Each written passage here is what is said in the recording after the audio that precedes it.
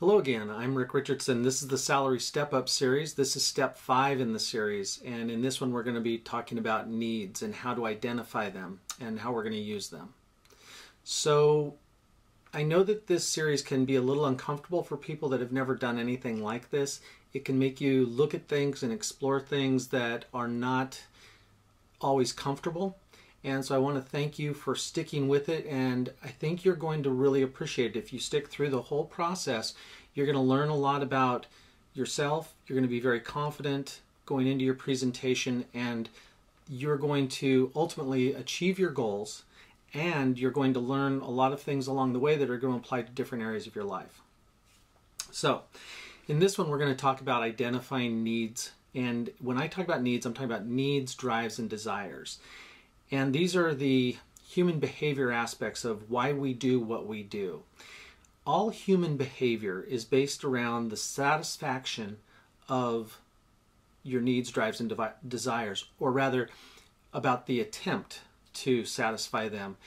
And most of what we do in this regard is done subconsciously. So when we're talking about finding a way to identify the needs, drives, and desires, and I'll tend to just say needs from now on, or one of the three names. So just keep in mind that if ever I say something and it doesn't quite fit in your mind, change out those words. Everybody has a different way of identifying these, and one of those three words tends to fit with most people. So think of it this way. We're going to want to find out what it is that motivates your boss. And then we're going to try to figure out how to satisfy those needs that they have. So what we're going to do is we're going to observe your boss, and we're going to determine what it is that they need to have accomplished in their life to satisfy what their needs, or what it is that drives them to do what they do, or what their desires are. Okay, so everybody does what they do for a reason. And those reasons will always fit into some drive that they have, some desire they need to fulfill. And when you think about this, there's Maslow's hierarchy of needs. He's a psychiatrist that came up with this. And at the base level, this is how I always try to get people to get their heads around what I'm talking about. At the base level is the need for oxygen to breathe, food, water, the need to rest, the need to maintain body temperature so you don't freeze to death or you don't overheat and die from heat exhaustion, those types of things. That's the base physical level. Then you get into these different things that are self-esteem and self-worth and love and affection and societal aspects and not wanting to be embarrassed and those types of things. All of those are tied into the needs. And at the top with Maslow, he talks about self-actualization, which is basically fulfilling what you feel your purpose is, doing what it is that you do uniquely and what's important to you in that regard. So when you're thinking of identifying someone's needs and then how to satisfy them, you're looking to see what aspects of their life are a little undone or where they put a lot of focus, and then you're going to identify those and try to figure out how you can help them get more of what they want. So let me give you an example in a work environment. A sales manager. Now, a sales manager is usually tasked with one main objective, which is to maintain the sales force, maintain the production, and increase that production, increase the sales. Oftentimes in companies, a sales manager is given other things, special projects, they have to manage a budget, they have to do several other tasks other than just putting numbers on the board, and it's all interconnected. When you're looking at that person and you're trying to identify what their needs are and how you can help them satisfy it, think about that they might have a special project coming up. It might be an annual party. It could be the acquisition of new equipment. Maybe they've got to buy new computers or something like that. If you can see yourself as fitting in well with helping them identify what the better computers would be, or how to put the party together, take a little load off their shoulders, that kind of thing, That's one way you can help satisfy their needs. What you've done is you've taken some of their burden away and you've satisfied the need they have to accomplish that. Now, it's not just that you're satisfying the job requirements that they have. You're not doing their job for them as much as you're looking to see where you can take pressure off of them so that they also have an emotional reaction to what you're satisfying. So that is to say, when you're doing something, let's say with a Christmas party, you're going to do this in such a way that it reflects really well on them. They will feel proud about this. They'll know that your hard work went into it, and then you're going to use that later on to demonstrate that you step up and you help, and those are pieces of evidence that you can use for your pay raise. Now, if your pay raise request is coming up soon, then you're looking to see what you can do sooner rather than later. But keep this in mind that in the future you're going to want to get pay raises in the future and promotions and other things. And so you can have this as part of your overall long-term planning.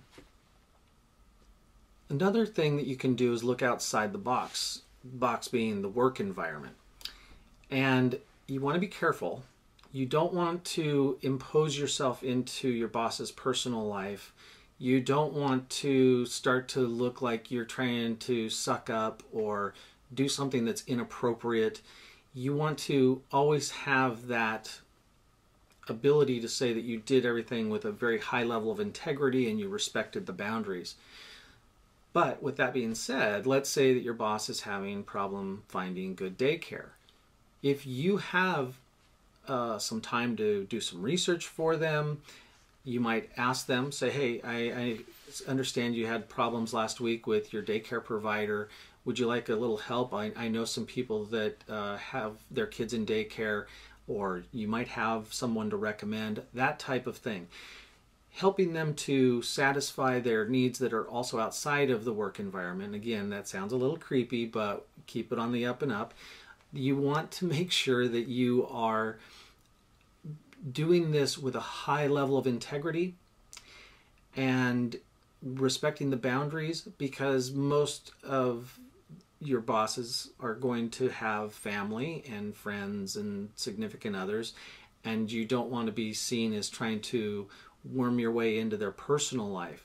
So always treat those outside the box types of interactions with a great deal of care. And if in doubt, don't do it.